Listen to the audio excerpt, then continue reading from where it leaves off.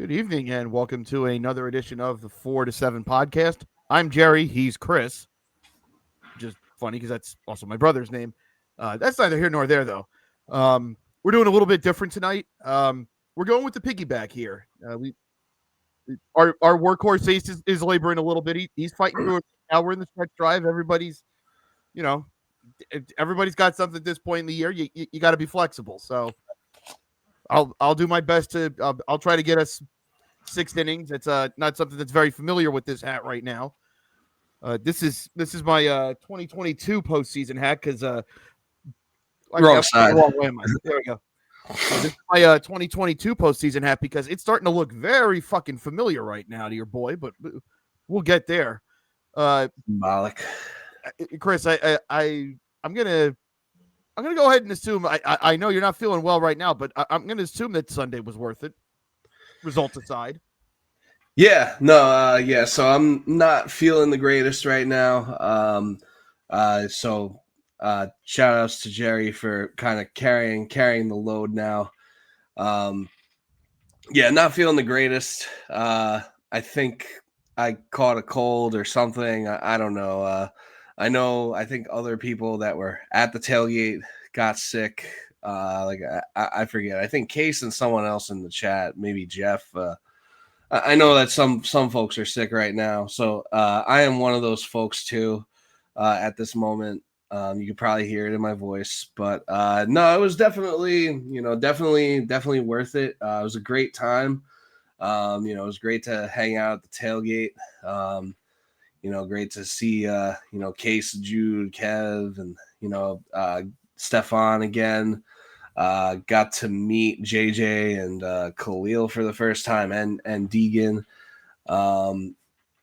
So it was a really fun time. Food was good, music was good, good times were had. And yeah, no, even the game like itself, obviously this isn't a Jets or a football podcast, but we're kind of all united by the Jets in some way. But the game was great, honestly. Like, yeah, we lost, but that was the most fun I've really had watching the Jets play offense in, probably like a decade. So, all things considered, it was a good time. I had pretty good seats, and I'm pretty sure everyone else did too. So, it was good times all around. And yeah, no regrets, but yeah, definitely paying for it now. And obviously the Yankees are kind of making it difficult to Yankees are kind of making it tough to care. We'll certainly get to that too. But yeah, no regrets, all things considered, and yeah, good to go. And I will say I'm actually I do plan on going to the Bucks Jets game next Sunday. And based on how this past Sunday went, I would advise Todd Bowles to not have Servassier Dennis being the quarterback spy for Justin Fields because, oh boy, that did not go well. Yeah, I mean, if he can't spy Baker or if he can't spy Penix, I don't know if he's well, they didn't have him spying Penix, but they had him on one-on-one routes with Bijan, and Bijan had him playing Twister out there. It was not good. Yeah, he did cook him. Yeah, so yeah, it's probably something you're gonna want to avoid. But I think you guys got a lot of weapons, and we'll probably the Sauce will probably hold his own against whoever he's going against, whether it's Mike Evans or whoever lines up. But you guys got a lot of weapons, so I'm sure you guys will be able to put some points on our defense, which didn't look that good. I will say it should be a fire uniform matchup because we're going to be wearing the white creamsicles. That's right. So it's the home opener of the 50th season, so they're taking it all the way back. Because I didn't know this, that for the entire first season, the Bucks only wore that. They didn't have the orange yet. So they wore white at home and the road. Yeah, that was all they had, which I didn't know. Yeah, so the orange creamsicles, the ones that everybody knows as the creamsicles, that wasn't until 77. So they figure, hey, if it's the 50th season, let's wear the first. So that means we'll be in our whites, and the Jets will be wearing the greens, which I love the look that you guys have now. So Yeah. that, if nothing else, that'll be a fire uniform matchup. Yeah, no, it will be it should definitely be a good uniform matchup. Because the Jets are going with like the whole post retro, like 80s uniforms, and Bucks, obviously, the creamsicles are iconic. So as long as we wear the white pants, I really don't like when we do the full green, or I really just don't like when we wear green pants anymore. Or I haven't liked it for a while. Mainly because we always seem to lose when we do wear the green pants. But yeah, as long as we're wearing the white pants too, yeah, it should be a great uniform matchup. So while we still have optimism for football, our optimism for baseball is it's It's the stock market in September 2008. It's doing that. yeah. And before we get to our teams, and we're going to start with the Mets tonight, but I do want to. Chris and I made this executive decision last Friday when some things were being said in the Discord, and Stephon Kelly, I need you to come to the front of the classroom. There are certain things about the Kodai Senga demotion that I feel like sometimes stuff is too complicated to type out, and sometimes things get lost because someone's got like 5 messages in a row, and you lose the message that you're responding to, and yeah, you also can't really tell like what someone's tone is all the time through messages, right? Because like Stephon could be up here being like JJ McCarthy special, and you don't know if it's a bit or not. I don't know if he was doing a bit last Friday, but I don't know. He took it to a point where I think he was being serious, and hence why we're here. So normally, yes, if for a standard player that comes through the minor leagues and then comes up and gets an initial rookie contract, yeah, it's a 6-year rookie deal, and we've heard this a lot this year with players having minor league options, and I forget what the exact number is, but I think it's somewhere between 8 and 10.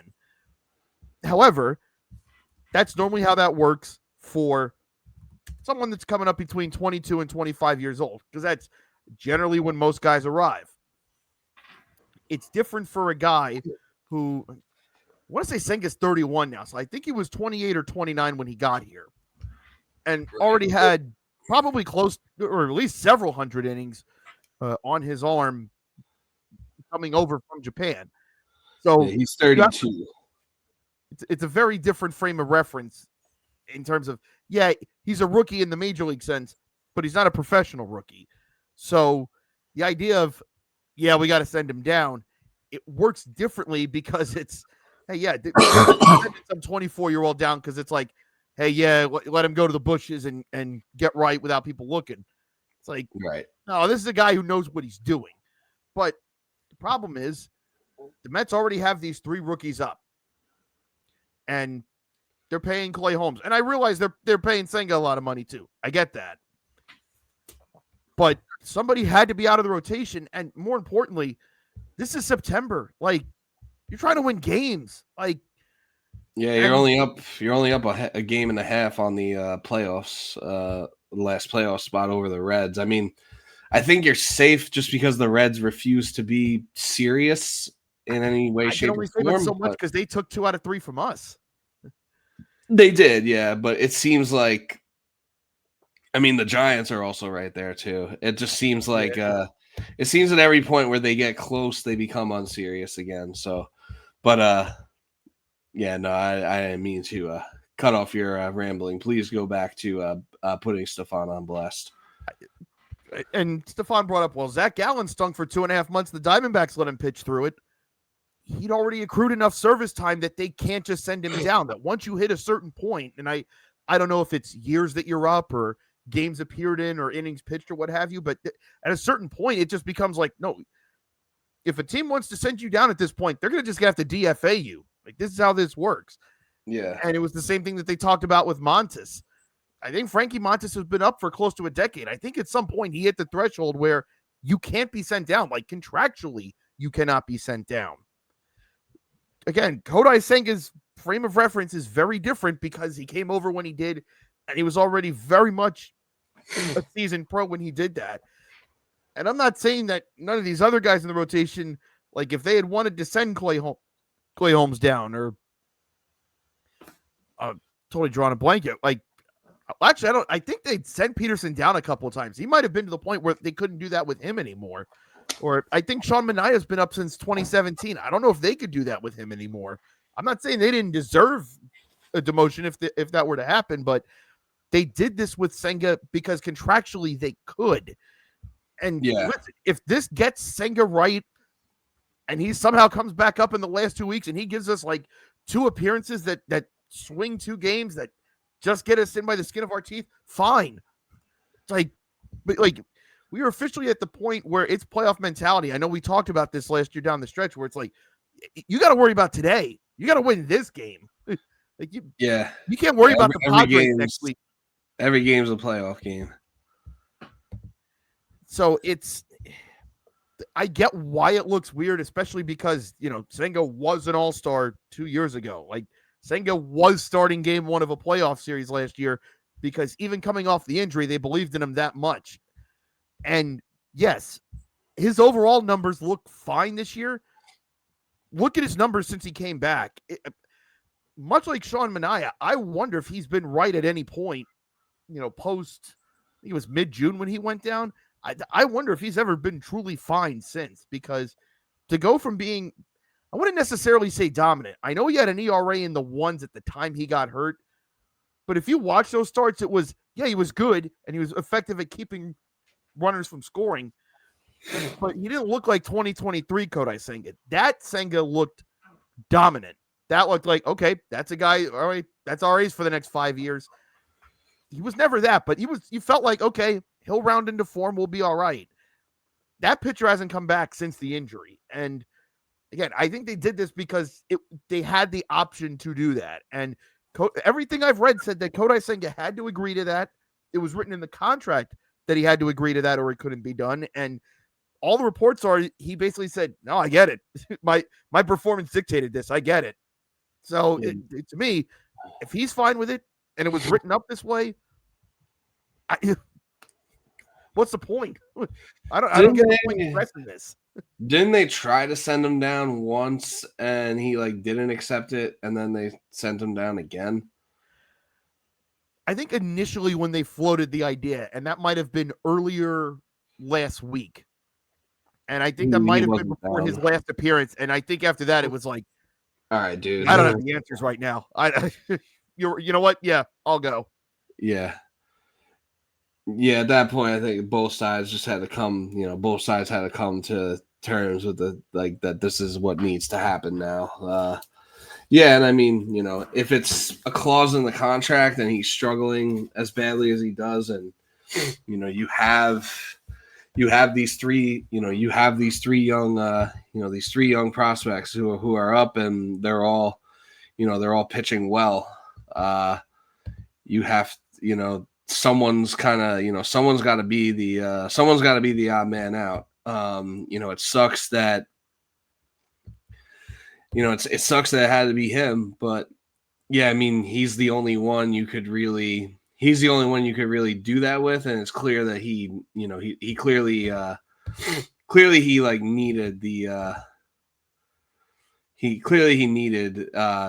the reset. I mean, time will tell if it works or not, but it's clearly he needs the reset, and clearly the Mets are in a position where they can't afford to, they can't afford for him to be going out there every 5th day and just giving them nothing and basically a free loss on the schedule. They're just not in a position where they are, just not in a position of luxury where that's feasible.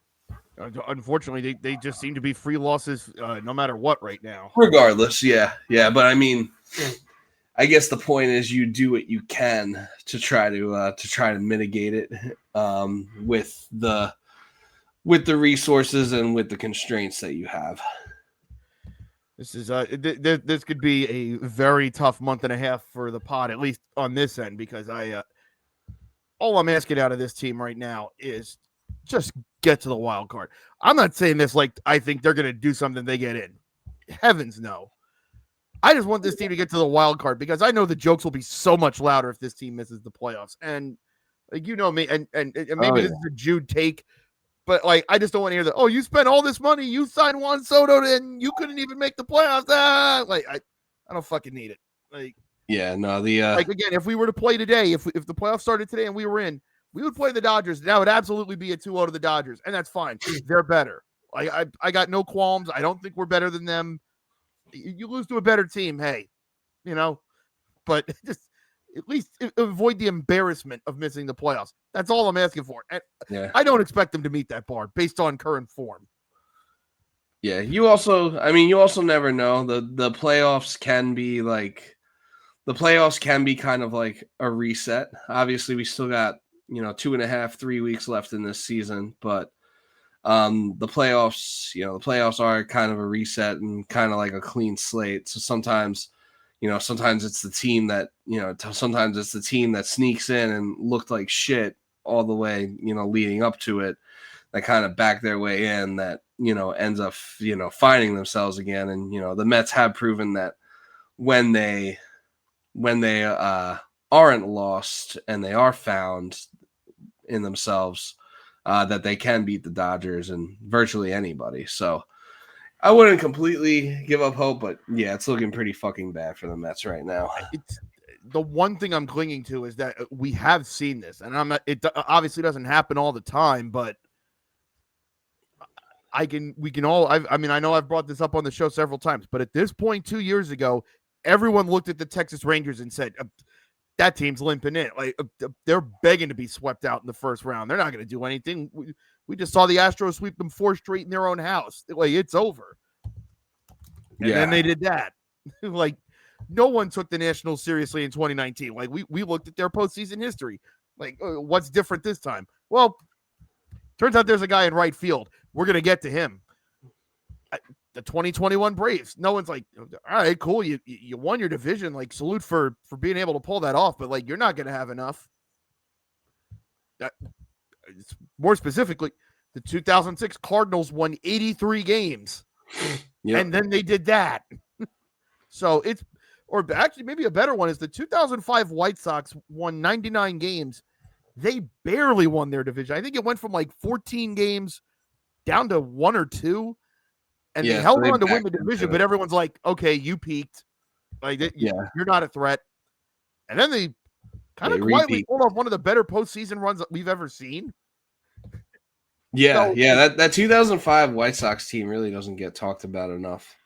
No, and I mean, I know people bag on the White Sox now, but it's like that team, I think, lost 1 game in the postseason. And I think if I remember correctly, I think they went through a whole ALCS where everybody threw a complete game. We're never seeing that again. But yeah, it does worry me because you're starting to see some of the same issues crop up for other guys. And I think David Peterson is falling victim to the same problem that Clay Holmes had. And this is David Peterson's innings by season since he made the majors. 49 2/3 in 2020, which, again, shortened season, but it is what it is. Right. 66 2/3 the next year in 15 starts. 105 2/3 innings in 28 appearances in 2022. He kind of split time between the rotation and the bullpen. Same thing in 2023. He had 111 innings.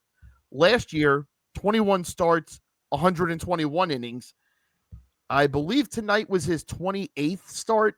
I don't know if this is updated or it's either his 28th start or his 29th start. And he's at 162 1/3 innings. He's got it, probably at least 2 more in him. So this is already a career high for him by a lot. So this is unfamiliar territory for him. And he's the one veteran on this staff right now where you can feasibly look at it and go, okay, we know you've been good more recently than anybody else. Help. Please. And he's tapped. It's a scary place to be right now where this rotation is counting on the 3 kids. Like, Brandon Sproat took a no-hitter into the 6th inning in his debut on Sunday. Looked good. And they still lost the game. And it's, okay, well, what do we think? And it's like I don't even know how much you can blame. I believe Tong and Sproat took the 2 losses in Cincinnati. Both of them pitched well. All of a sudden now the offense is dead. Yeah, it's just that it's like we've talked about the meme where starting pitching, bullpen, and hitting, and once you press one button, the other Yep. one of the other ones switches off. Yep. I mean, they haven't been able to have 2 of the 3 phases of the game clicking together at the same time since there was that stretch right before the trade deadline where they went 7-0. And even then, it was still kind of wobbly. So probably since mid-June, I think that's the more disheartening thing is when you look back, it goes, yeah, the warning signs have been flashing the entire time. And this whole time we kept thinking, all right, well, they'll figure their way out of this. Well, yeah, you got 15 days to go, and they haven't. Yeah, you're running out of time to figure it out. And I don't know who, like outside of Juan Soto, I don't know who could feel good right now about here's the other meme. Juan Soto's literally, I'm doing my part. Literally everybody else is I didn't do fucking shit. Yeah. I'm not fucking worried about it. I'm not worried about any of this. There's more shit on the. Never mind. Yeah, it feels like Lindor feels like he's fallen off a cliff.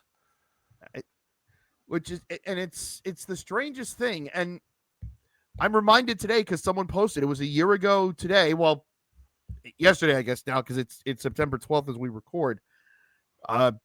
But it was 1 year ago yesterday was the Bowden Francis almost no-hitter that Lindor broke up in the 9th, and then they scored 6. Oh, yeah, against the Blue Jays.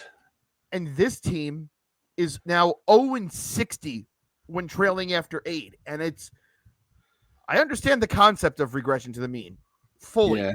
That you can't transfer that year to year. They've regressed far beyond the mean. It shouldn't have swung from you're always in it to you're never in it. Yeah, that's quite the overcorrection. I mean, what would you say? I mean, if you were to pin it on anything, what do you think like the difference is, like why they were able to pull out those games last year and why they can't come back from a deficit past the 8th inning this year? Like, do you think part of it's like luck, or is there something deeper? I mean, I'm sure maybe the hitting coach telling them to hit ground balls in the 9th inning isn't helping either. So I think what would you pin it on? I would say it's a mixture of it because, yeah, I mean, it obviously to have the kind of run that they did last year, and there were plenty of games where they came back or they won late, and like sometimes you need things to go your way. Like you need a ground ball that the normally shorthanded second baseman just lets go by him, or a bloop single falls in, or you get a call that goes your way, or heck, it might even be like the 8th inning guy who's been lights out all year all of a sudden just doesn't have it. They haven't run into one of those. So some of it probably is tangible where you can point to, hey, they changed their hitting approach, or this hitter's been playing with an injury all year and he can't drive the way. I'm sure there's tangible stuff that you can also point to, but sometimes as we see in baseball, a lot of it's randomness. And yeah, this is like a little overly random though, I feel. And I almost feel like for say like a reliever slumping, like if you're facing the Mets in like the 8th or 9th inning, it's like you probably almost feel like it's like an opportunity to get right for you. They got 4 runs off Jesus Luzardo tonight in the 1st inning, and they whacked him the last time they faced him when they swept them last month. And then they went 25 up, 25 down. How? How in the hell? Yeah, that's absurd. Well, I mean, it's not like they're facing Jacob deGrom tomorrow night or anything. You might want to check your calendar, buddy. Hold the fort. You got Dae Tong tomorrow. Jacob DeGrom going against Jonah Tong in Right. Citi Field. That should be theatrical. This time last week, I was ready to call it Narrative Fest 2025, and now I'm begging Jake to, like. I feel like the narratives have already been. I feel like it's like at this point the narratives have already been kind of written, and Yeah, I don't think one more. I don't think one more loss is really gonna. I'm not even saying they're gonna lose tomorrow, but if that game goes the way that you're probably expecting it to go, I don't think one more loss or getting shut down by DeGrom is necessarily gonna change that narrative too much in one direction or the other. I just wish this could have happened in May, so I wouldn't be stressing it as much. Like if you lose to him in May, it's like, okay, whatever. But like, I could be People will grateful forget for, about it.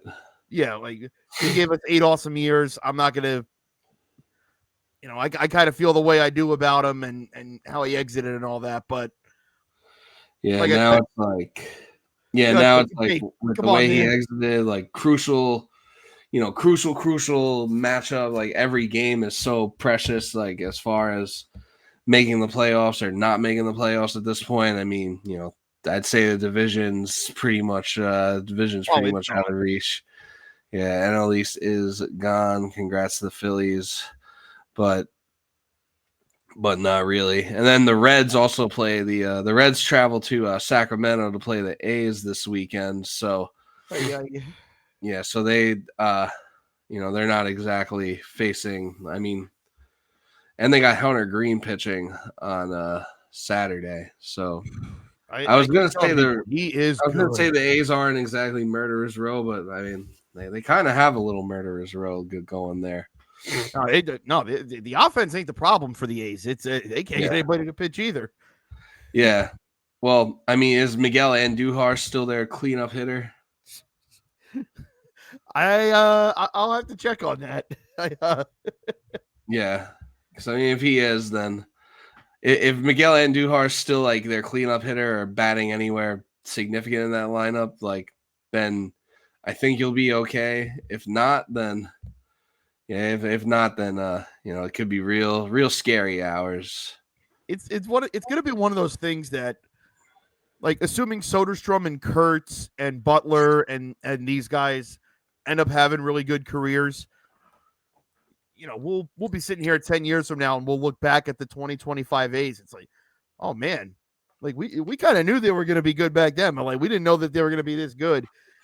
No, I wonder who they started with. It's like when you look back at DeGrom's first year and you look at the 2014 Met lineups and it's, oh my God. Yeah. He played with who? And we're going to be sitting in 2035 like Miguel Andujar? Yeah. Are you kidding?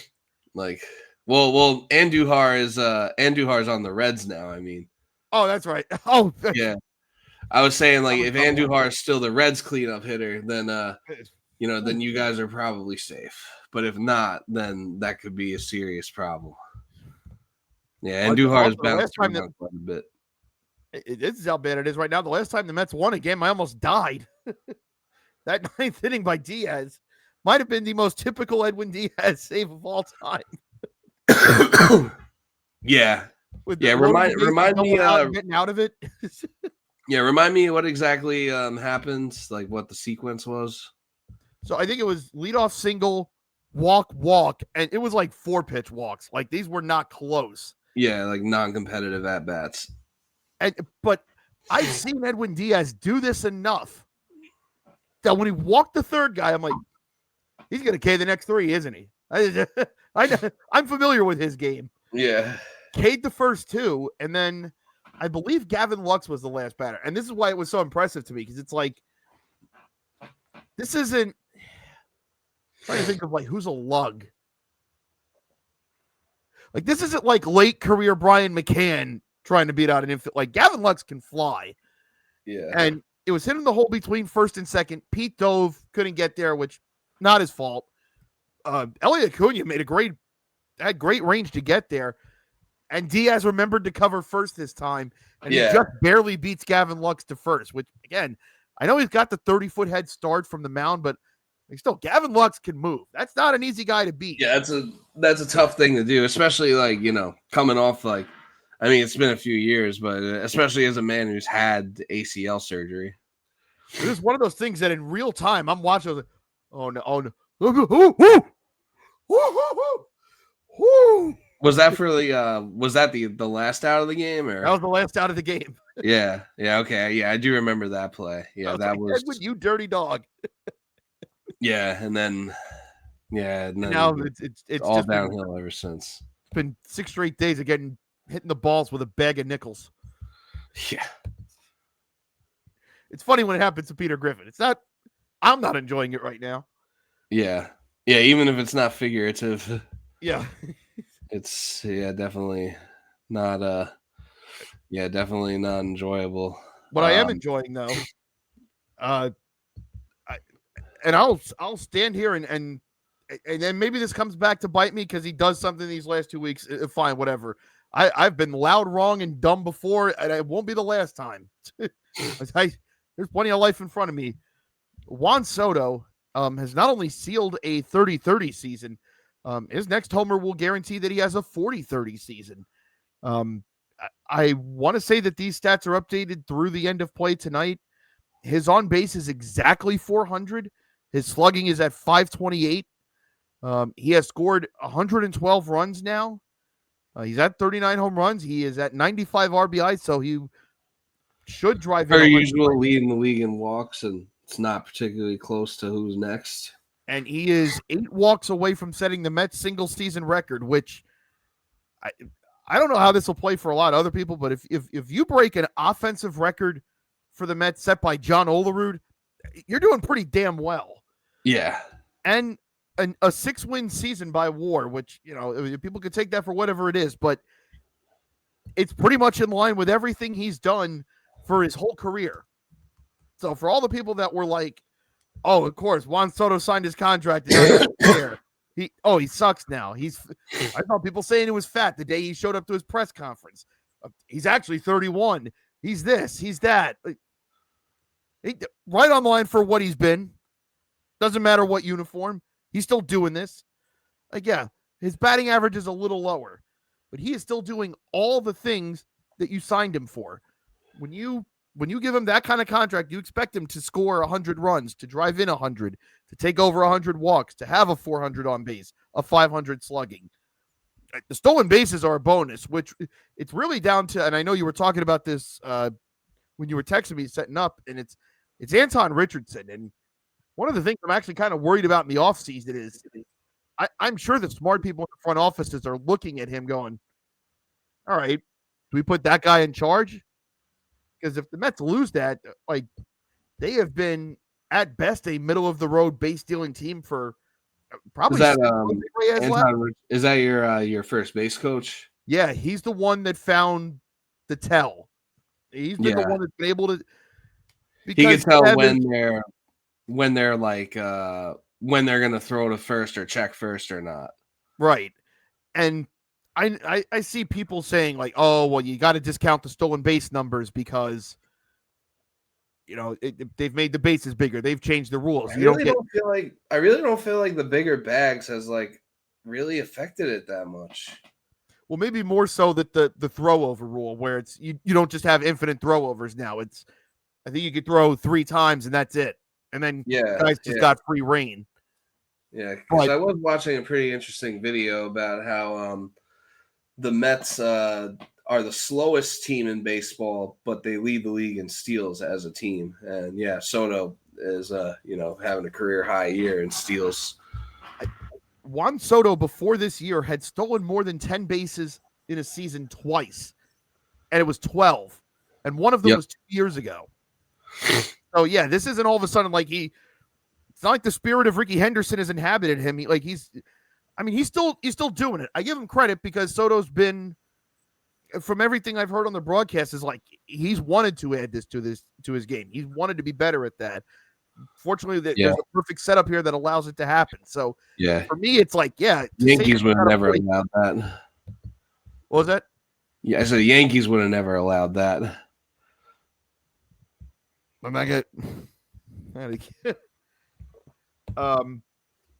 But I mean, and we'll brag about the 40-30 season because, I mean, obviously, like we don't have to. I don't know if the Mets have ever had a 40-30 season. The Mets haven't had too many 40 home run seasons in their history, period. So to get someone that's also stolen 30 bases, like, yeah, you brag about that, but I think we know, like, you can't go into next year assuming that's going to happen again. Like, that's just No, like this has just been I mean, a happy. whether the first base coach gets another opportunity or teams just start catching on to what the Mets are doing to, like, exploit like their tipping of whether or not they're going to check first or not, for lack of a better term.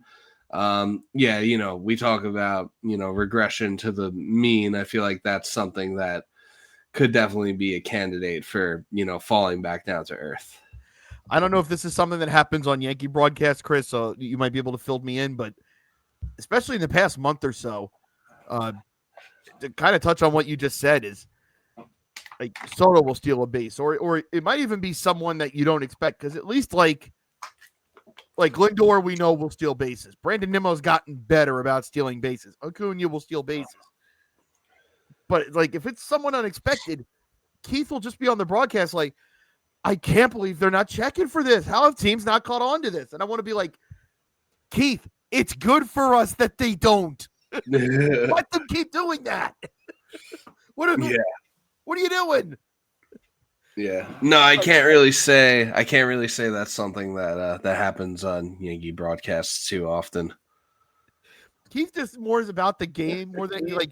There's been times where like the Mets get a called strike in there, like they're at the plate, and it's okay. That probably should have been strike 3. They gave us the ball, and Keith will be like, "Oh, where was that?" And I'm like, Keith, we're up, right?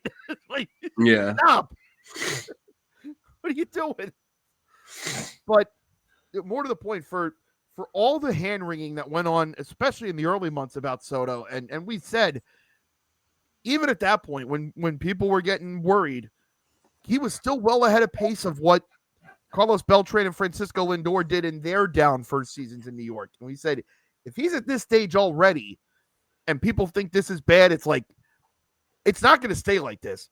Well, here we are. I've even heard, now I don't expect it to happen. I think this is probably going to be Ohtani's, unless there is Ohtani fatigue, which I do acknowledge could happen. But there has been Juan Soto MVP talk. He'll probably be top 10 in the ballot. If the Mets, I had it first. If the Mets do find a way to right the ship and do make the playoffs, might even end up top 5 in MVP voting, which, again, right now, according to FanDuel, he has the 3rd best odds to win MVP. It's Shohei is Shohei is still like the heavy, like very heavy, overwhelming favorite, and then it's Schwarber. But Soto's like right behind Schwarber now. Pete Crow Armstrong has kind of I feel like the Pete Crow Armstrong talk of it being MVP has kind of died down a bit. Man, those charges were dying down against us, and now all of a sudden Drew Gilbert has ran with the torch. I don't like it. But even for all that, like, and I'm not saying Soto should win MVP or any of that. Like, I fully understand what time it is, but to have played so well that he's even in the discussion after, and to be perfectly honest, do I think it's been perfect for him? No, because the one thing I will agree with people on is, like, we can count the number of, and not just last year, but with, like, Pete's had moments. Pete's had game-winning hits. He's had game-winning home runs. We've seen it. Obviously, enough can't be said about what Lindor did last year, but he also did this in 22 and 23 too. He's had game-winning moments. He's had game-winning plays. I think at the moment, Juan Soto doesn't have the, say he ends up finishing 3rd or 4th in MVP voting. When we look back in a couple of years, it's, okay, well, what was the defining moment? I don't know what it is right now, because he hasn't had that one game-winning hit or a game-tying home run where it was, hey, they were down 3 in the 9th with 2 out, and they needed something. And he's just been, like, overall very, Like he's just overall been very solid. It's just putting up like pretty much a typical season, like a pretty much a typical stat line for him. Plus now he steals bases. What I will say is Soto has been a part of a lot of. Well, they had a 7-run inning, and he had the walk that started it, or the line had already been moving, and he got a hit that brought in 2. He's had a lot of those, but I think, especially for what this team was coming off of, and obviously the contract and his track record coming in, like you want to see one of those. Like, well, he had a game-winning home run that it was like, oh, they swept the Phillies, and he won the Friday night game because he had a home run in the 12th inning that won the game. Has he had one of those? No. And do I understand if people are upset with that? Sure, because I'll be honest, I was kind of waiting for one of those, but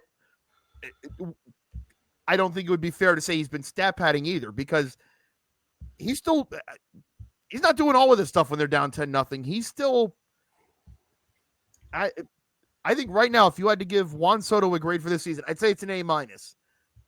Are there a couple of things I would have liked to have gone better? Sure. They're pretty important. It's not a lot, Yeah. Yeah, no, he's done, I think he's done pretty much what you could expect him to do. I mean, on a yearly basis. I mean, he did, he got off to, I guess, kind of a slow start, even though he was still getting the walks early in the year. He was still getting on base at a pretty high clip. He just wasn't hitting home runs, and that's I mean, the Mets were winning a lot of games, and it just seemed like, he wasn't really the reason for it, or the main reason for it. So, of course, he signs this $800 million contract, and people are going to get on his ass about it. The whole Yankees Mets thing, and obviously no need to like rehash it, but yeah, I mean, I think there is a slight case for him to win MVP. I do agree this is probably Ohtani's last year winning it, before the before like the voter fatigue sets in. Judge, I think Judge will ultimately win it over Cal Raleigh, unless Raleigh beats the breaks Judge's home run record. And then Judge might have one more year before his voter fatigue sets in. And maybe the most encouraging thing with Soto is where I think my fans need to remind themselves, he turns 27 next month. This is where the quote-unquote peak is supposed to be. You have to remind yourself, it's like there's a reason why there was such a big fuss about this and why it was such a big deal, because guys who have already done this consistently for years with those numbers don't happen at that age, and they don't get free the way Juan Soto did. It's like, enjoy this. You've probably got at least another 7 to 8 years of him being like this. He'll probably be a DH at some point, and he might get even better at that point. If he only ever has to worry about hitting, he might get even better. He's got that kind of talent. And to your point, at the beginning of the year, when people were worried about the power numbers, it never worried me, because if he was just striking out a bunch and it was like, wow, these are the highest strikeout rates he's had this early in the season in his career, that would be okay. Yeah.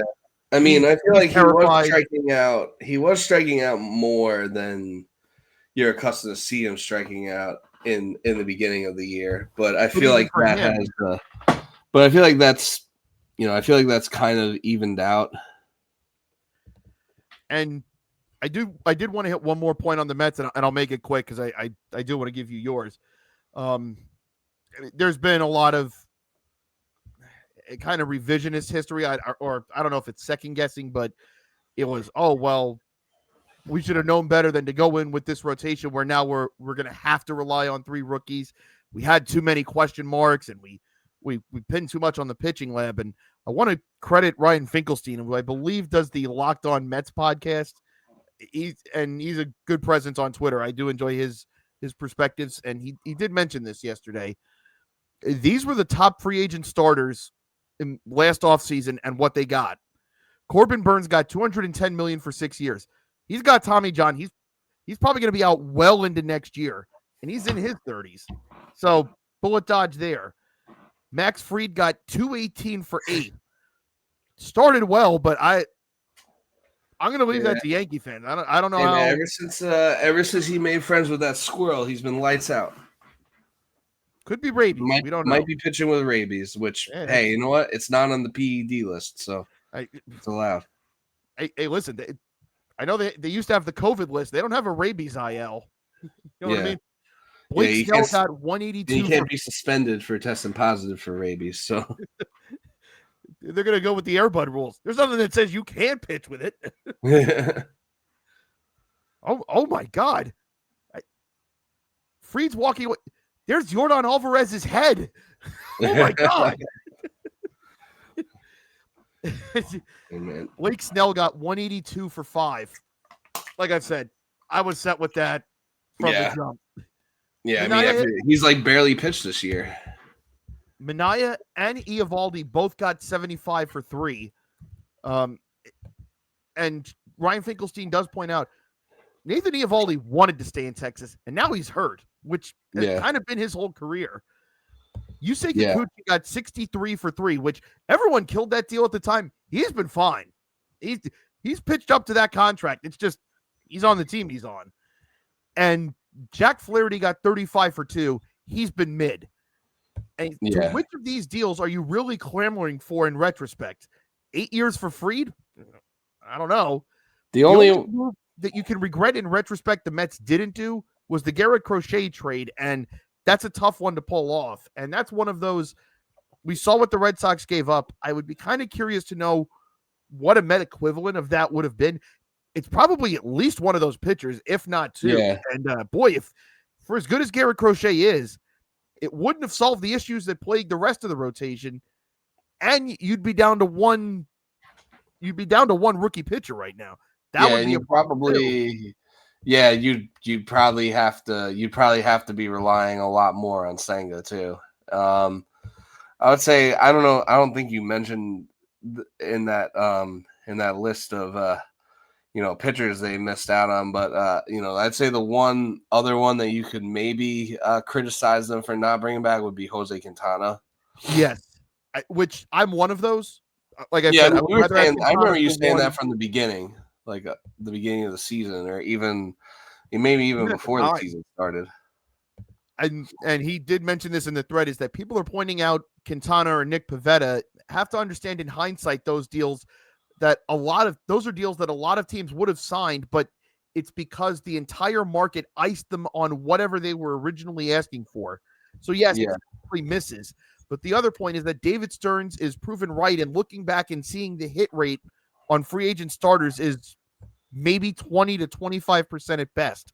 What you want is to develop pitching, which the Mets are just now starting to benefit from. And you know what? Maybe we're here at this time next year, and it's, hey, maybe we had to go through, the learning phases and the growing pains. And you know what? It was good that we brought up McLean, Tong, and Sproat when we did, because they learned to be in a pennant race.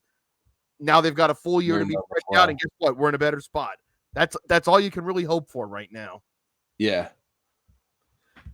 So at this point, we'll turn it over to the Yankees, and I don't know if you want to start with broadly gestures at everything from the last 2 days. We can start there, but I leave that to you. Yeah, right now. Right now I'm pretty fed up with my fastest baseball team, as you can see in the display name. I'm not wearing a Yankee hat on this show for that reason. I'm wearing the Knicks hat. I am wearing the Ben Rice shirt though, because he was not in that picture. Ben Rice, Jazz Chisholm, and Giancarlo Stanton. We see you, or in this case, I guess we don't see you, but I see you not being seen in that picture. So proud of you all for that. Aaron Judge is never beating the allegations after tonight. No, sir. With the 2-homer game and all that. He did ask Volpe like how his development was going on, and Volpe was just like horrible, which he's being more honest about it than anyone else in the Yankees organization is being. So I'll give him credit for that. Also, I do feel bad now because if that report is correct that they've been playing him with a torn labrum for 4 months, what the fuck did you expect? Really? Yeah, I mean that would, that would explain why he's airmailing every routine throw into the seats. That would kind of explain why his defense went from like above average to like worst in the league. But yeah, and also like, how do you expect a man with a torn labrum to like hit the ball effectively or really do anything effectively on a baseball field? So, why they continue to, why he's continually the everyday shortstop. I mean, they're giving Caballero starts here and there, but why Caballero's not the everyday starter at this point? Still beyond me. But I mean, fascism aside, they took 2 out of 3 against the Blue Jays, which is it's what we wanted. We're still 3 games back because we lost 2 out of 3 to the Tigers, and the Blue Jays took 2 out of 3 against Houston. The one time you want Houston to actually help you and win some games, they apparently can't do it. But By the way, did I not tell you facing Chris Bassett and Max Scherzer in September with the Eastern Division on the line? yeah, no, good call. Nothing to be worried about. Yeah, no, good call. Although I think we lost the did we lose the Scherzer? I think we lost the Scherzer game. Well, you guys won the Saturday and Sunday, right? Yeah, okay, that was Scherzer and Bassett those days. I forget who pitched last Friday when we got our asses kicked. I will head there right now. I'm heading there too. Oh, it was Kevin Guzman. Yeah. Okay. Yeah, and that was like Cam Schlittler had like, that was probably like his first or second like bad start was that Another game. guy who was not in the picture. Yeah, but he bounced back. He bounced back pretty nicely. Tonight. So, gotta wonder what his motivations were there too, I guess. But to be fair, he wasn't in the picture. Yeah, he also wasn't in the picture. So thank you, Based Cam. He was, he was busy warming up for the game because I thought we wanted to keep politics out of sports, but yeah. So yeah, Schlittler also beating the allegations, and he comes back with a quality start, and obviously gets a ton of run support tonight. But the past 2 games before that were pretty ugly. The Yankees had a pretty epic implosion on Tuesday where it was 2-2 going into the 7th inning, and then they just kind of, and then the Tigers had a 9-run 7th, and after 6 quality innings from Will Warren, and the bullpen just pissed that game away. Then they come back again, lose again 11-1 tonight, and then they finish with the 9-3 win. So far through this tough stretch, although the Yankees are making it kind of hard to care with the way the organization's been behaving lately. So far through this tough stretch, so they're 2-1 and 1-2. So we are. Yeah, so we're 3-3 now. We're 2-1 against 2-1 against Houston, 2-1 against the Blue Jays. So that's 4-2 plus we're 5-4 so far through the 9 of our tough 12-game stretch.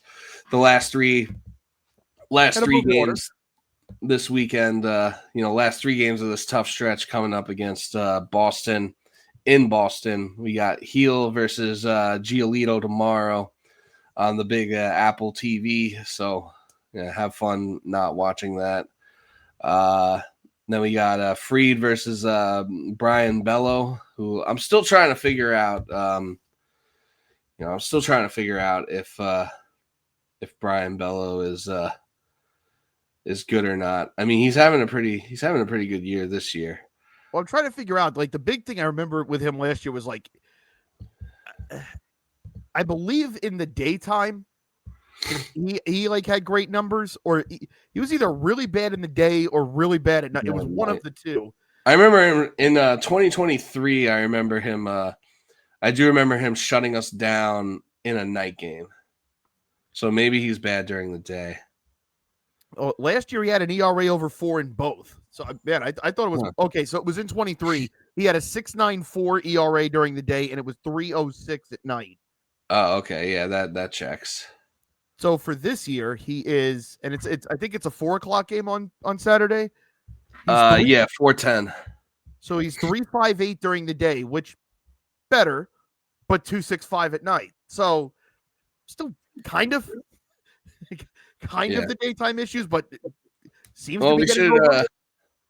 I'm not sure what time the sun's setting in Boston these days, but we should be able to knock him out before the sun goes down. So, I'd feel pretty if Fried can continue this. If Fried can continue this generational squirrel run that he's on, then I think that we should have a good chance in that one. Well, the leaves are starting to change and the trees are starting to shed in New England. This, he might be out gathering nuts. Yeah, true. Yeah, no, that's true. He might. He might be getting his nut. I really didn't think about that one. Well, I mean, that's those are squirrel activities, so I feel like it works in his favor. And then we got Will Warren versus Crochet on Sunday on ESPN. So for the love of God, please just win Friday and Saturday. I mean, yeah, I'm probably not expecting to win that Sunday game. Saturday game, I feel pretty good about. The game Friday, which I guess is technically today, and definitely today, when when your eyes and ears will be grazing upon this podcast. I feel like that's the biggest toss up, and I feel like I never want to go into game one of a series saying like this is a must win, but this is a must win series in my opinion. And if you're going to win the series, I think you have to win game one. Yeah, if you're trying to entertain the idea of still being able to stay in the division race, yeah, or even just like I mean, if we're playing Boston in a 3-game series, I'd much rather do it at home than at their place. So and not to mention, I think we kind of talked about this last episode. It's that, I mean, they kind of had our number regardless of where the games are played, but you do have a chance to flip that because, and I kind of alluded to this in the last episode. It was, for most of last year, when the Mets played the Phillies, it was, all right, well, they're that much better. Like, okay, this is how it's supposed to go. But then they had those 2 series with them in what I believe were consecutive weeks in September. Yeah. And I think they lost 2 of 3 in Philly, but the 2 losses were, I think, walk-offs or like 1 in the 8th inning. And they won 3 of 4 at home. The committee would call it a quality loss. They would. But it kind of said the idea of like, okay, if this team's supposed to be that much better than us, we just played them really close. Like they only blew us out once in 7 games. Like the other 6 could have gone in either direction, and we won 4 of them. So hey, we shouldn't be intimidated. So I think if nothing else, whether you win the division or not from here, if the season ended today, you'd be playing the Red Sox in the first round. So if you go in there and you take 2 of 3 from them, then it becomes hey, if we have to see these guys again, this is our most recent experience. Yeah. Whether we play there or not, we shouldn't be intimidated by this. Yeah, no, I agree with that. Yeah, obviously, the Mets were kind of having that this year again where, not even like we shouldn't be afraid of them. But, I remember the past couple of series we were talking like, oh, the Phillies need to worry about seeing the Mets in the playoffs. But maybe they, they may have reversed course on that. But better times. So, better times. Yeah. Yeah. So, I mean, if Yeah, so I mean, even if we can go in there and just kind of make a statement that, you know, that the Red Sox are like not our kryptonite, and that Fenway Park is like not our kryptonite. My expectations aren't super high, but if we could go in there and make that kind of statement, then yeah, that kind of changes the narrative, and I think would have to change the feelings of the clubhouse, like, whether they want to say it out loud or not. I'm sure it's something that's on their minds when you're playing a team that has your number, and you're like, why the fuck can't we get through? So if they can, if they can figure that out, they can kind of figure out how to take a series in Boston and kind of flip that narrative on them. That could go a long way if and when they do play each other again. Which at this point, I'm expecting to see Boston again, whether it's in the wild card series or somewhere more down the road. It kind of feels like we're bound for a Yankees Red Sox playoff series in some shape or form this year. To kind of touch a little bit from the Detroit series, and this is at that point in the season where if you've got a chance to be in the playoffs, you're thinking about who's going to be on there. Yep. I kind of feel like the rotation has set itself, and with the bullpen, they're going to give Devin Williams every opportunity. Like, hey, we brought you over for this. Luke Weaver obviously is going to be in there. Camilo Doval is going to get that too. But I've got to think, not just based on these past couple of games, although they don't help, and it's why I'm talking about it. But like Mark Leiter Jr. can't be in the bullpen for the playoffs, right? No, I don't think I don't think he can be in the bullpen. And I'd probably make Heel like a long reliever for the playoffs. Yeah. But yeah, Mark Leiter Jr., I don't think he can see the roster in the playoffs. Sorry.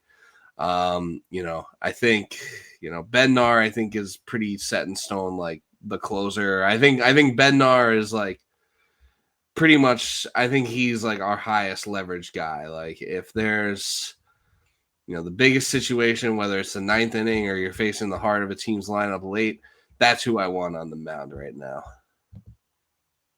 I mean, he's the one that ever since the quote unquote super bullpen came together, he's been the one guy that you can probably point to and go, okay, he hasn't been perfect, but I certainly trust him more than anyone else. Yeah, he's like the one. Yeah, he's the one guy in the super bullpen that has actually held up his end of the bargain towards contributing to what the bullpen was supposed to be.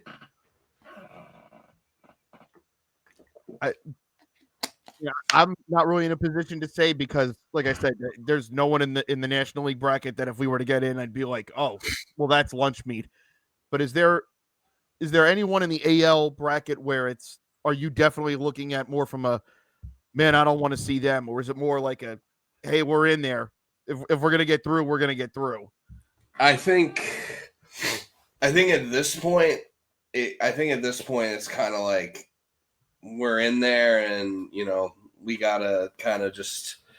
I think at this point we're in there, and let the chips fall where they may, and if we're gonna get through, we got to get through. Because I mean, if looking at the playoff picture right now, obviously we'd have Boston round one if the standings hold as they are. There's really no team in this bracket, especially not in the American League, that I'm thinking is like food by any stretch of the imagination. I mean, we've lost pretty much every series. Yeah, we've lost every series we played against the Red Sox this year.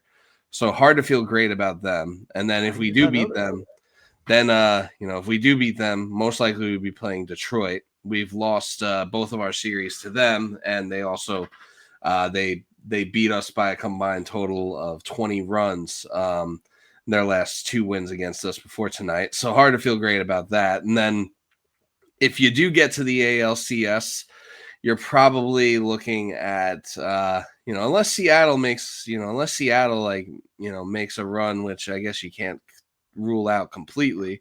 On paper, they could. Yeah, on paper they could. It's hard to they've been in this position so many times and have failed to get it done. So it's like hard to really believe in them to get it done. But presumably in the ALCS, you're either going up against Toronto or Houston. Toronto is another team. I mean, before this series, we look, it was pretty ugly against Toronto. Granted, you might get 2 games of Scherzer and Bassett that you could, you know, you could maybe steal those 2 games, but it's going to be, kind of tough to navigate the other.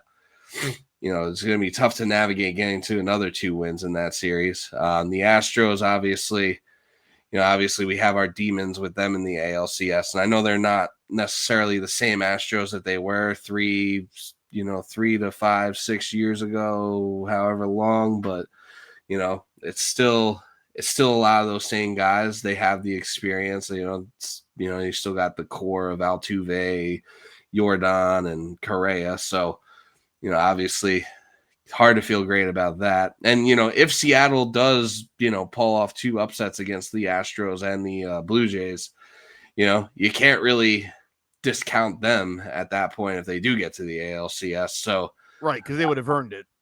yeah, so I would say we pretty much there's really no preference in who we play. I welcome, if it looks like it's going to be Boston, and I welcome the opportunity. Hopefully that doesn't age poorly. Hopefully this isn't getting clipped in a few weeks, but there's really no team I would prefer to play or prefer not to play at this point. I mean, it would really be nice to get a first round, to win the division and get a first round bye if possible, because then it kind of makes life a little easier. You can let some of these other teams, like you can let Boston and Toronto beat up on each other, let one of them knock one of the other out, and then worry about just worry about whoever you have to play from there. But yeah, no, at this point it's like, I think we're gonna get in. I think our spot is fairly secure. I think it's just you gotta play who you gotta play and let the chips fall where they may. Here's an interesting hypothetical I thought of while you were discussing that. If the Yankees were to beat the Red Sox, whether it's in the wild card round or the division series, but they don't win the World Series, I know what the Yankee expectation's been forever, and I totally get that. But as a fan and the lived experience you've had in the past 15 years, if that were to happen, if it were to be to finally, hey, we finally beat the Red Sox in a playoff series again, like I think it's been what 04, 18, and the 21 wild card game. Yeah. Well, guess what? They don't have that on our heads anymore. We got one back on them. They thought they'd save their season and they'd turn their vibes around. Well, guess what? The owners showed back up. Like, would you be able to walk away from that year going, you know what? For all the nonsense, like the last 2 days aside, but between the Judge injury, Fried going through his struggles, Cole being out of all that, we beat our rivals in the playoffs. Like, okay, not a perfect ending, but I could be happy with that. Yeah, I think there would be some, I think there would be some solace in that. I think it depends kind of how it goes down and like what happens that next series. Like, I don't know, like say you beat them in the ALDS and you go to the ALCS and then you choke away like a 3-0 or 3-1 series lead. Then, fair point. Then I'm not like, oh, hey, at least we beat Boston. But fair. if you drop that, if you lose to the Tigers in like 6, if you lose to the Tigers in like 6 in the ALCS, or you lose to the Tigers in 5 in the ALDS in like a valiantly fought series, and they're the better team, then I think I could live with it. Because you'd say you'd in essence be going out on your shield, like, hey, look, we lost, but like they earned it. Like we didn't lay down, and we beat a rival to get there. So you know what, you can't win every year. Like it was kind of how last year was for us. Like we had the all-time moment against the Brewers, and then we go and beat the Phillies. Yeah. Would you have liked the title? Of course. But it's like if you can't win, that's pretty good. Yeah, like if you go and like you really, because the Mets pack the Phillies up. It's like if you go and you pack your rival up, and then you have a hard fought series and ultimately lose to the better team. Like you can live with that. I think I can. I mean, but yeah, the context matters a lot. Of course, if you're up big in the series and you blow it, obviously that's not great. Or if it does come down to like it being like a winnable game or a winnable series where Boone makes a stupid decision, of course that's gonna like change the perspective as well. So I think I think it's not. I don't think it's so black. I don't think it's necessarily black and white. Like, That's fair. does beating Boston in the wild card round like constitute a successful season, all things considered? I think it really depends. I think it really depends on the whole journey and how it ends, and how you get to that whatever the final destination is. That's fair. It's just one of those things because I do think it's.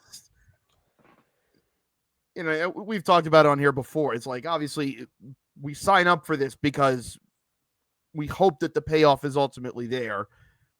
But you go in with the implicit understanding of like, dude, nobody runs it off every single year. Like there's going to be some years where it doesn't happen. But I think Ring's culture has so warped everything that no one's repeated in baseball in 25 years.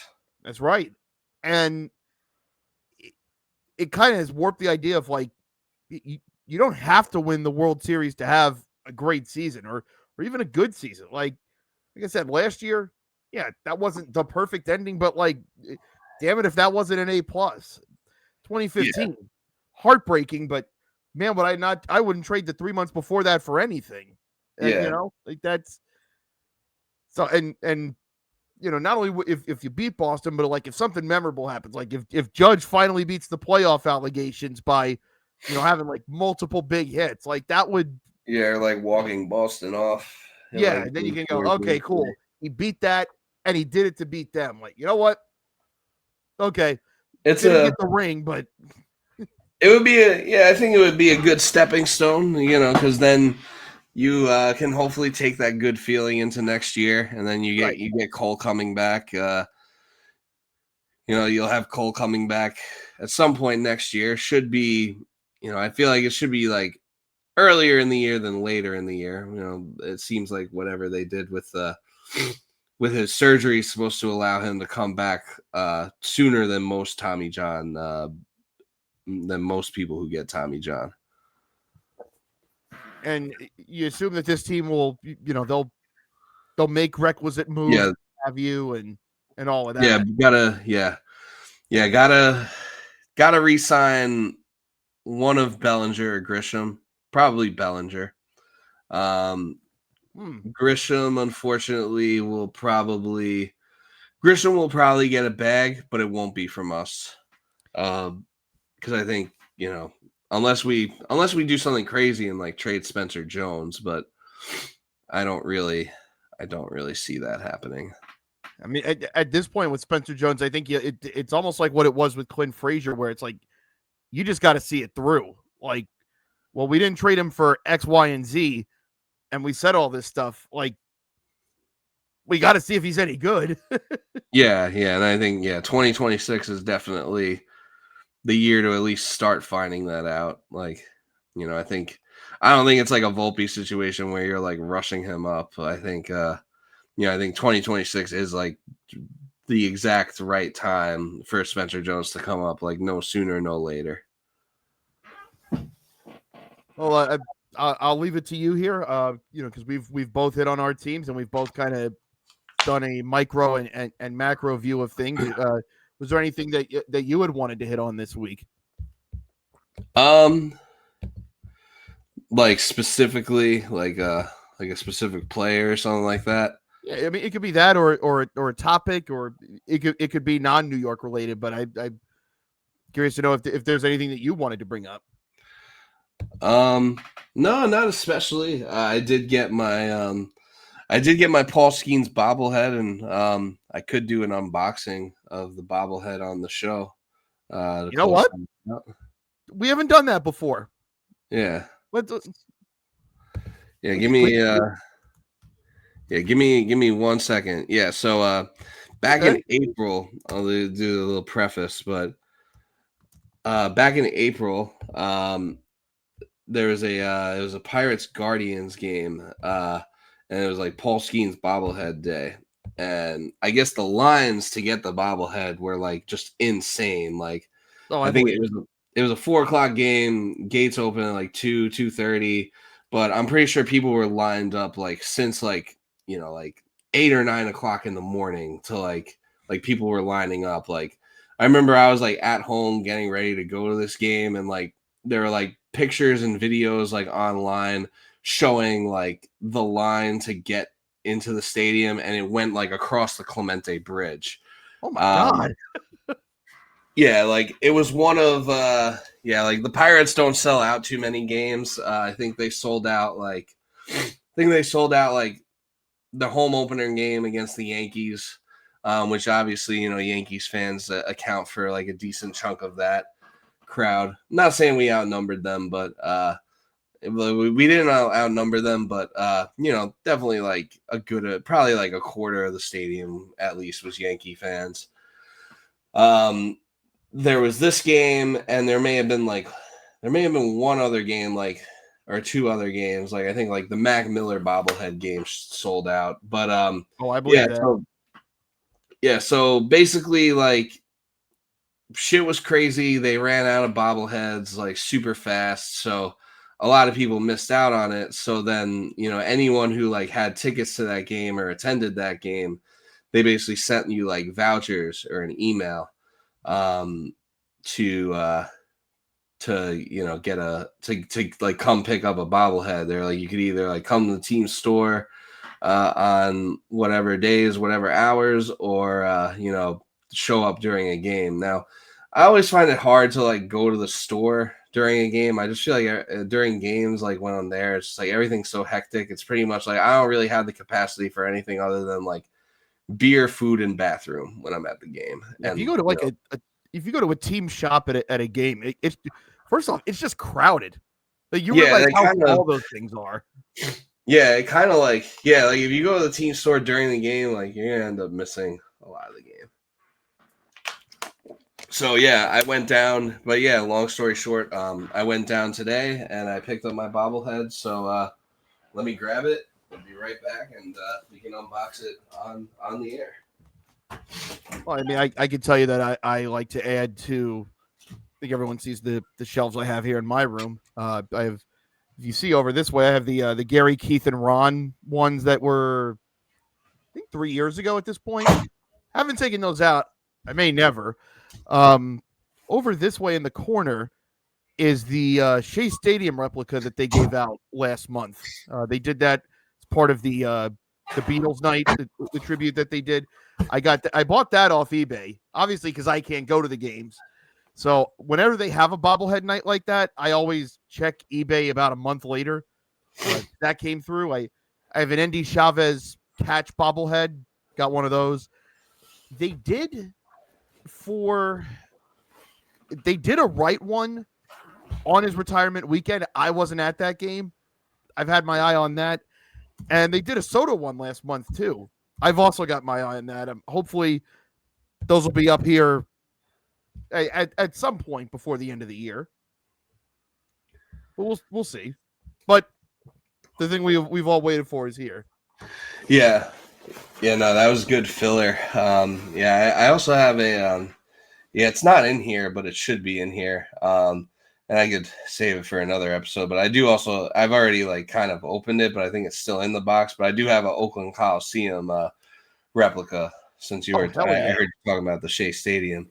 But yeah, got the Pirates tote bag here, and That's clutch. and here we go. So here it is, the Paul Skenes bobblehead. Voila, Series 1.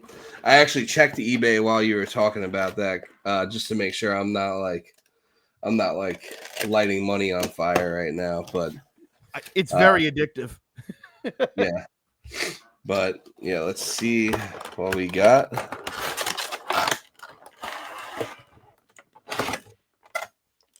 All right, that's the bobblehead, and then Oh yeah. you got like a life-sized card on the back. Ooh. Funny enough, I always like keeping the packaging from these. I know it sounds kind of weird, but it's like the designs for these are usually pretty cool. On the inside of the box.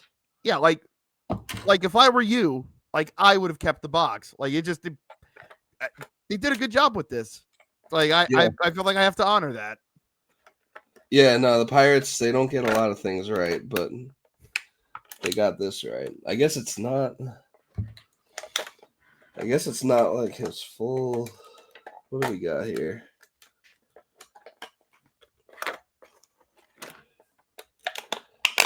I gotta make sure it's like. I don't know. Take your time.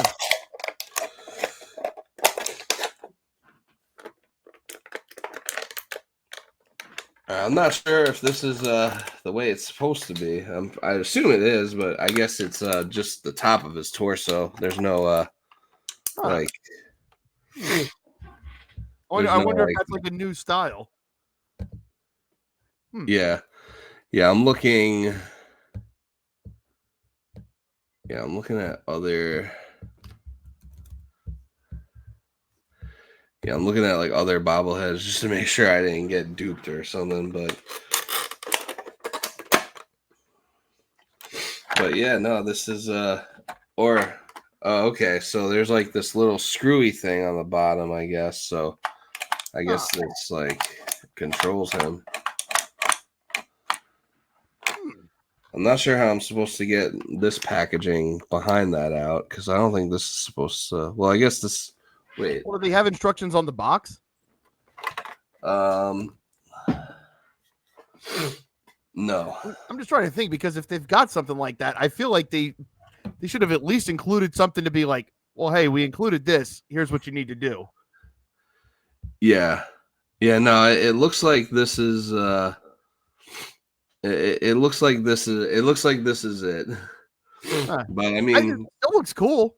Yeah, no, it's still pretty cool. It's like I guess it's like Skenes in the box. I guess I would unscrew this thing and then take it out and take the packaging out and then put it back in. But that's a little too ambitious for me at the moment. I'm pretty I'm pretty happy with this though. But yeah, the long-awaited bobblehead finally got it. So I'm gonna find it a nice home here on my shelf of sports memorabilia things. Let's see, I'm gonna put it right next to Sparky for now on. I don't know if you can see that or not, but yeah, top shelf right next to Sparky the Dragon. Oh, pretty good. I also have another one that I bought off eBay was the I don't know how well it comes through on the screen here. It's Edwin Diaz basically like this next to a giant or what's supposed to be a trumpet that's his size. And that was one that might have been, it had to have been after 22 because that's when the trumpet took off. So I think I see it. Is it the one next to the baseball? So there's two baseballs right next to him. One is a glow in the dark Kodai Senga autographed, like it's supposed to be a ghost fork ball that glows in the dark. Another one's just the one on the left. So the one that's directly next to the Edwin Diaz bobblehead, that's the Senga one, and the one next to the Senga one is a ball signed by Keith that I met him at spring training in, I want to say 06 actually, but I did meet Keith, so that's also up there. Oh, that's sick. I have no idea how that the fact you met Keith never came up until right now. But hey.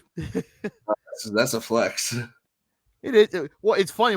I remember I went with my grandfather because he hadn't been to St. Lucie in years, and like we were literally in line to get tickets. and next to like the will call, or like literally just like the booth, like the elevator to go up to the press box in St. Lucie is right there. Yeah. And it's like we were walking to get in line, and Keith's going right by us. It's like, hey, wait a minute. Hold up, wait a minute. Yeah, So I still haven't met Gary Cohen. I would like for that to happen eventually, just because I think if anybody ever heard me call a baseball game and you've heard Gary Cohen, you go, you're trying to be him, and I would there's some gladly put my hand up for that. Yeah, no, that would be that would be sick. Did you get to have like much of an interaction with Keith, or was it just kind of like, hey, like, It was pretty can you quick. sign this ball for me and take a picture or whatever? I didn't have a camera on me that day, and this was if it's '06, which I think it was. It was pre like you Like just take camera phones were very new at this point, and I would have had like a flip like phone. a It wouldn't have been luxury. anything good. Yeah. Hey, you got the ball signed though. Yeah, and Keith is one of those, like, he's from that era where like those guys practice their autographs. Like his I know I've got stuff that is probably signed by like people where it's like, oh, this might actually be something, and I couldn't tell. Keith definitely was someone that practiced his autograph, like even when he was like 15. Like, I'm gonna be somebody someday, and I want people to know it's my, like, it's very legible. Like, there's no debating. Like, that's I don't want people fucking forging my shit and making money off like, my this is NIL. definitely mine. Yeah. Yeah, no, it's good stuff. I do have, it's probably gone by now, but the very first time that the Yankees came to Vieira for spring training was 2000. And I know I got a ticket signed by Mariano Rivera. I don't know where I have it. Oh, you met him? Or well, so he was like walking along the, like, in foul territory, like the stands are right here, fields here. Like, he basically walked up and was like, hey, anybody hands me stuff, I'll sign it. And I was like 13, and I basically got pushed into the railing. Like, everybody's trying to meet Mariano Rivera, and I'm just like, Mr. Rivera, please. Yeah, so you're getting sandwiched. You're getting sandwiched into the wall, so it was just like right there. And the same thing happened with me and Derek Jeter, except he decided signing some girl's Beanie Baby was more important. Fucker. And then 7 months later, they shattered my heart into a million pieces. Oh, man. Well, actually, I don't know if I've told this one. Have I mentioned the Mark McGwire story on here? I don't think so. So the year before, the Cardinals came up a lot because they were on the East Coast. Like, it was a big deal when the Yankees came here because they're in Tampa. And at that point, there were so many teams on the Eastern half that it's like, that's all you ever really had to play. You never really, the West Coast teams didn't need to come over. But anyway, like the Cardinals were one of those teams that always came up 3 or 4 times. So one of the days, and this was the year after he hit 70. So it's like, of course, we got to go see him. I'll never forget, my mom took me and my brother out of school. Like, all right, we'll go watch Mark McGwire. And she had tickets for us. It's like, all right, we'll enjoy a day. And we were kind of up a little bit. But like I don't care. I'm like, I just want to see Mark McGwire play in person. Like, this will be cool. So me and my brother run down. We got there for BP because we told mom, like, hey, look, if we're going to go, like, everyone talks about how unbelievable his batting practice sessions Yeah, are. like that could be a sight worth seeing. Yeah, it's like, let's see if we can break something here. That'd be cool. So she's like, okay, we can do that. And so we get there and we just stand next to the Cardinals dugout because, like, we want to look at Mark McGwire. Yeah. And these old ladies come by and they're like, are you sitting here? We're like, oh, no. We just wanted to watch McGwire take BP. We'll leave in a minute. Like, no, you're fine. Our son-in-law works for the Cardinals. He ordered 6 tickets instead of 4. I don't know who this person, like, he might have been like a ticket executive or somebody. But they asked me and my brother, like, do you want to sit here? And we're like, well, our mom brought us. We got to go check. She's like, go ahead. I'm just happy you're watching them. Yeah. Okay.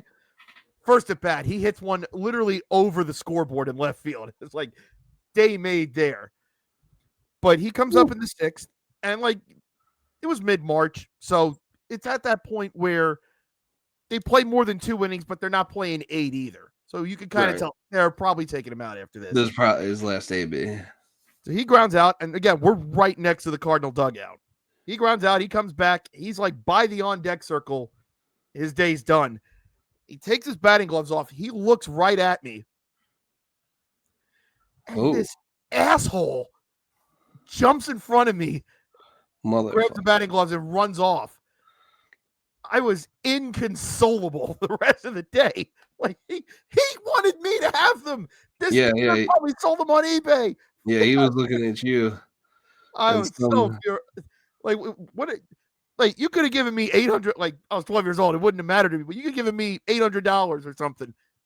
Like it wouldn't have. It would not have cheered me up. Like I was despondent. Yeah, like I wanted those damn batting gloves. Yeah. Conversely, one of the better displays of this I've ever seen was I went to Vero Beach, which is where the Dodgers used to be for a long time. And it was Mike Cameron's first year with the Mets. And I run down, I'm like, I ought to get something signed by Mike Cameron. He's cool. Yeah. And we're making our way down the aisle, and there's a pretty good like group of people that are there. And you could tell one of these guys is an eBay guy. And he's just giving him thing after thing. And it's like, all right, come on, man. Like, he's not going to be here all night. Yeah. And someone actually piped up and was like, and one of the people piped up and was like, hey, man, some of us are lucky we got one thing signed. Why are you giving him 20? And Mike Cameron put his hand on the guy and was like, hey, man, everybody's getting something. Don't worry about it. I was like, that's cool. Whatever Mike Cameron does, I'm cool with him. Yeah. He didn't have to do that. But yeah, no, he could have said, I'm signing this man's 20 things, and then I got to go. But he's like, I get why you're mad. It's all right.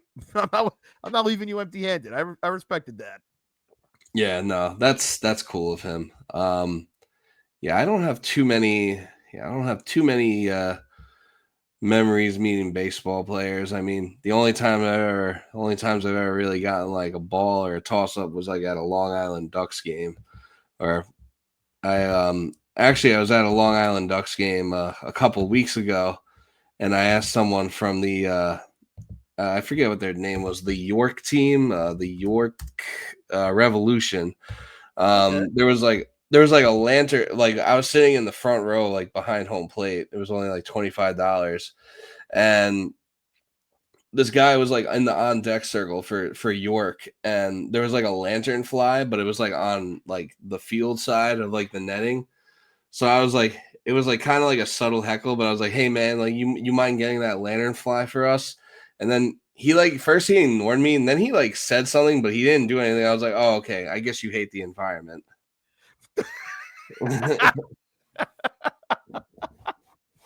That's pretty good. And then he made the last out of the game. Like he struck out to end of the game, and I was yelling at him. I was like, sit down. That's pretty good. A friend of mine at a Pirates game, the game where I think I forget if it was the last episode or 2 episodes ago where we talked about how I was at the game where the first time Puig tried to fight the whole Pirates team. Oh yeah. So like Puig got ejected from that game. So they did a lot of moving around in the outfield, and we were in like the left field bleachers for that game. And so like they moved Matt Kemp from either right or center to left field, and they put like Jesse Winker in right field or something like that, and they had to do some mixing and matching in their outfield after Puig got ejected. So they moved Matt Kemp to left field, and like I don't know, some guy who I wasn't with was like asking him for a ball, and he was like, go to the store, buy one yourself, like everybody else or something like that. And then my friend, credit to him because there was like kids around. He calls him an overpaid butthole. And so he yells, hey, Matt Kemp, you're an overpaid butthole. And he just looks at him. He's like, okay, and? So that was pretty funny. The old line, I'd rather be overpaid and underrated. Yeah. I once called Billy Billy Hamilton a one-tool player to his face. Like he was tracking down a fly ball in like left center field. He catches the ball. It's the third out of the inning. So like he catches the ball at the warning track, and then a bunch of kids start like yelling his name because they're like Billy because they want the ball. And I was just like, Billy, you're a one-tool player. And he gave me a little bit of a stare for that. This may be stolen valor because I'm taking my dad's told this story to multiple people and I've been there for it, but it's too good for me not to share. So this would have been in the early 80s, like before the Mets got good again. So it was real easy to do this sort of thing. At Shea Stadium, they used to have the Diamond Club, which was like this exclusive place, but not so exclusive that you couldn't just go in. Is And that like, kind of like what the what's the club they got now? The well, it's like the Diamond Lounge, I think. So it's yeah, kind of sort of the same thing. But it was like ahead of its time for like 1981. right. But my dad knew these people from like different bars that he used to work at when he was going through medical school, and they would go as a group and they'd get enough money together and they'd go into the Diamond Club after the game. And he said they had this one friend who was very tall and big and tall, so to speak. But like he looks intimidating, but it's like if you're around the dude for 5 minutes, like it's like okay, this guy's not gonna hurt anybody. He just wants to get along with everyone. He's drunk, but he wants everyone to have a good time. Like he's not gonna fight anybody. But he's walking around the Diamond Club, and it's like Bob Murphy was there and Ralph Kiner was there, and he's walking up to all these like luminaries, like, "Hey, Bobby, how you doing? Hey," and trying to have a nice time. And Tim McCarver was already on the Mets broadcast at this point, and Tim McCarver thinks there's an issue, but like my dad said, it's like this guy wasn't going to hurt anybody. And Tim McCarver walks up, puts his hand on my dad's friend, and goes, "Hey, pal, do you want to take a picture with me?" And my dad's friend went, "Who the fuck wants to take a picture with you?" All right, we gotta get him out of here. I never met the man, but that's unreal. Salute indeed. That's a very real one. Just dissing Tim McCarver to his face in front of people. That is hilarious. That is based. Yeah, no, I think that's a perfect place for us to end this one. So, thank you all for tuning in as always. These are a fun couple of impromptu topics. Our teams have been pissing us off for a variety of reasons as of late. So to kind of have it end on a more lightheaded note with the unboxing and some, badly needed memories of interacting with ball players and stuff like that was definitely cool. So yeah, make sure you like, comment, and subscribe. And yeah, we got 2 weeks left, so 2.5 weeks, and it'll be the playoffs again. So let's hope we're both there. Yeah. Hopefully we're both in better states next week. Yeah, for real. Yeah, we'll sign off for now, and we'll talk to you next week. Peace out, everyone. See ya.